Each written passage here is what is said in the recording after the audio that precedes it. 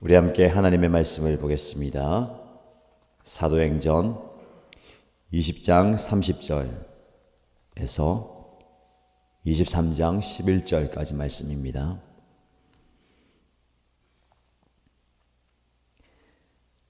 오늘 저와 여러분들이 함께 묵상할 말씀은 사도행전 22장 30절에서 23장 11절까지입니다. 함께 읽겠습니다.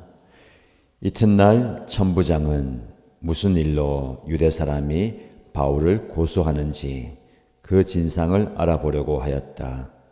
그래서 그는 바울의 결박을 풀어주고 명령을 내려서 대제사장들과 온 의회를 모이게 하였다.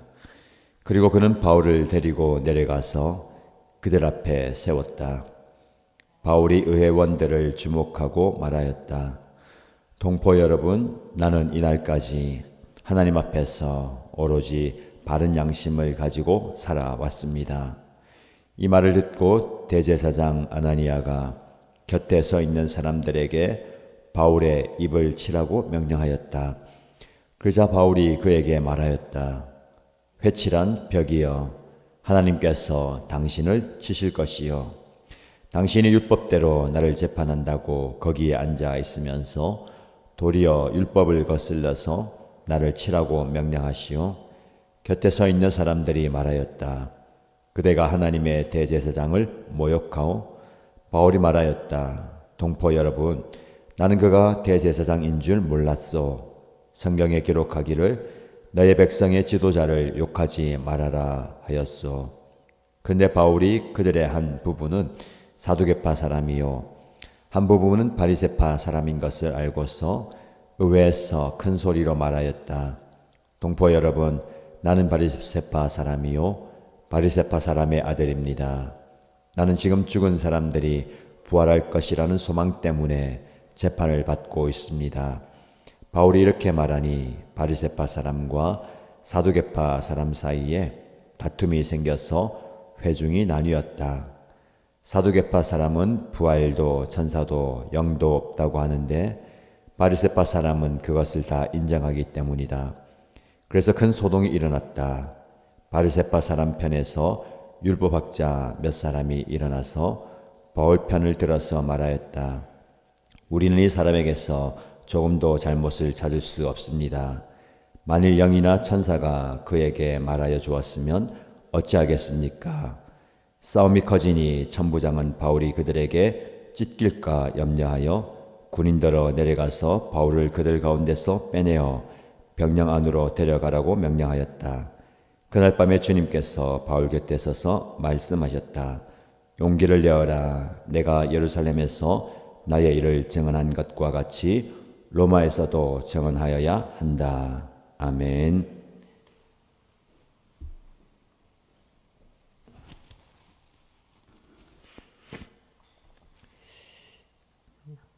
바울이 천부장의 도움을 받아서 백성들에게 그 소요와 소동으로부터 피할 수 있는 길을 얻게 됩니다.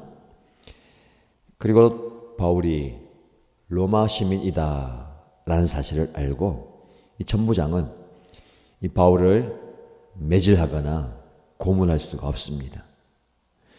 그럼 왜 유대 사람들이 바울을 고소하는지 진상을 알기 원했죠. 결박을 풀어주고 명령을 내려서 대제사장을 비롯한 많은 사람들을 모이게 합니다. 사내들인 공의회를 모이게 해서 바울과 의회원들이 서로 대화를 주고받으면서 무슨 일로 바울을 고소하고 바울은 무슨 일로 이런 어려움을 당하고 있는지를 살펴봅니다. 바울이 의회원들 앞에서 이렇게 얘기합니다. 동포 여러분, 나는 이날까지 하나님 앞에서 오로지 바른 양심을 가지고 살아왔습니다.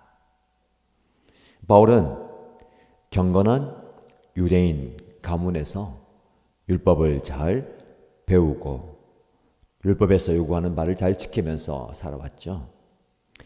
그는 자신의 지나온 삶을 나는 하나님 앞에서 바른 양심을 가지고 살아왔습니다 라고 이야기합니다. 사실 누가 이렇게 많은 사람들 앞에서 나는 하나님 앞에서 바르게, 옳게, 그리고 나의 양심 앞에 바르게 살아왔습니다 라고 얘기할 수 있겠습니까? 바울은 하나님 앞에서, 자신의 양심 앞에서 거리낌 없이 살아왔음을 사람들 앞에 이야기합니다. 저와 여러분들이 이 말씀을 통해서 적용할 수 있는 바가 무엇이겠습니까? 우리는 하나님 앞에서 살아가는 사람들입니다. 이 정신이 굉장히 중요합니다. 하나님 앞에서 살아간다. 사람들의 눈과 시선은 우리가 의식할 수 있습니다.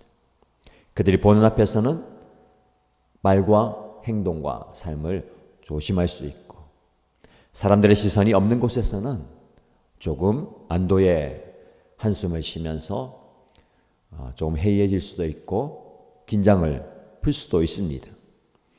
그렇지 않으면 우리가 힘들죠. 항상 긴장하면서 살아가야 됩니다. 그 긴장의 연속이 우리를 힘들게 할 수도 있습니다. 고무줄을 너무 팽팽하게 당기면 그 긴장감 때문에 끊어져 버리는 거죠. 사람 앞에서 살아간다는 것은 쉬운 게 아닙니다. 그들의 시선과 그들의 말, 판단이 어떻는가를 항상 염두에 두는 것은 피곤한 삶이죠. 그것을 또 무시해서도 안 되는 겁니다. 그러나 하나님의 백성들은 사람들의 시선보다 더 중요한 하나님 앞에 서 있다라는 의식을 가져야 됩니다. 저와 여러분들이 어디에서 무엇을 하든지 하나님 앞에 서 있음을 기억하시기 바랍니다. 두렵고 떨림으로 살아가야 할 수도 있습니다.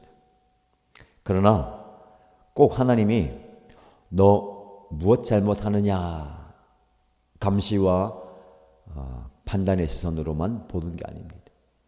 하나님 앞에서라는 것. 아이들이 부모님 앞에서 있다라는 생각 들 때에 안정감이 있어요. 두려워하지 않고 겁내지 않고 편안하게 살아가는 겁니다. 하나님 앞에서 살아가는 저와 여러분들, 하나님 우리를 눈동자와 같이 지키시고 보호하신다라는 겁니다. 우리를 돌보시는 하나님의 시선을 경험하십시오. 잠시도 우리에게 시선을 떼지 않으시는 그 하나님의 그 사랑의 눈동자를 기억하시기 바랍니다. 이 말을 듣고 대제사장 아나니아가 바울에게 분노하면서 옆에 사람들에게 저 바울의 입을 치라. 무슨 말입니까? 어떻게 그렇게 그런 말을 함부로 할 수 있느냐라는 겁니다. 바울이 그 대제사장 아나니아에게 회칠한 벽이여 하나님께서 오히려 당신을 치실 것이요 율법대로 나를 재판한다고 하면서 그 재판의 과정 거치지 않고 바로 나를 치라고 명령하는 것이요 라고 반문하죠. 사람들이 어찌하여서 대제사장을 모욕하느냐 라고 할 때에 바울은 그가 대제사장인지 알지 못했다. 하나님의 말씀에는 너의 백성의 지도자를 욕하지 말아라 라고 했지 않느냐. 바로 사과합니다. 하나님이 세우신 그 권위에 순종하는 모습을 보이는 거죠. 그러나 그의 말에 뼈가 있습니다. 회칠한 벽이여. 당장이라도 무너질 것 같이 초라하고 더럽고 부실한 벽을 회칠한다는 것. 하얗게 칠함으로 그럴듯하게 보이는 위선자들의 모습을 이렇게 얘기하죠. 예수님도 종교 지도자들을 향해서 회칠한 무덤이라고 말씀하셨죠. 자신의 모습은 보지 못하고 자신의 부실한 내면은 보지 못하고 겉모습만 화려하게 꾸미는 그 위선자들의 모습입니다. 그렇게 이야기를 주고 받다가 바울이 그들 가운데 바리새파 사람들과 사두개파 사람들이 함께 섞여 있다는 것을 알고 나는 사람들이 부활할 것이다 라는 소망 때문에 이 재판을 받고 있습니다. 부활을 증거하다가 예수의 부활, 믿는 자들의 부활을 증거하다가 어려움을 당하고 있다라는 얘기했을 때에 바리새파 사람들과 사두개파 사람들의 다툼이 일어납니다.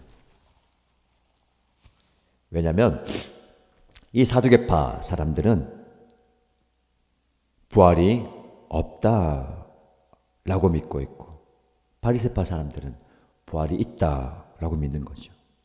바리새파 사람들이 이 바리새파 사람이라고 자신을 밝히는 바울의 편이 되어 줍니다. 결국은 자기들끼리 큰 소동이 일어나서 천부장이 더 이상 바울을 거기에 뒀다가는 큰일 당하겠다 싶어서 바울을 또 건져냅니다. 하나님의 손길이죠. 하나님께서는 바리새파 사람들을 사용하시기도 하고 천부장을 사용하시기도 해서 바울을 건져주십니다. 11절 말씀에 그날 밤에 주님께서 바울 곁에 서서 말씀하셨다. 용기를 내어라. 내가 예루살렘에서 나의 일을 증언한 것과 같이 로마에서도 증언하여야 한다 라고 말씀합니다.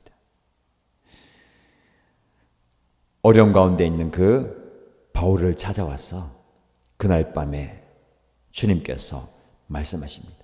두려워하지 말고 용기를 내어라. 너가 예루살렘에서 나를 증언한 것처럼 로마에 가서도 나를 증언하여야 한다. 사명을 다시 한번 일깨워 주시면서 낙심하지 말고 절망하지 말고 일어날 것에 대해서 말씀합니다.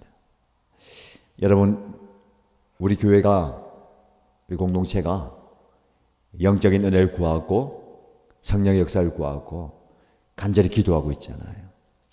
성령이 역사하고 있습니다. 성령이 능력으로 임하고 은혜를 주시죠. 그와 함께 낙심할 만한 일들이 많이 생깁니다.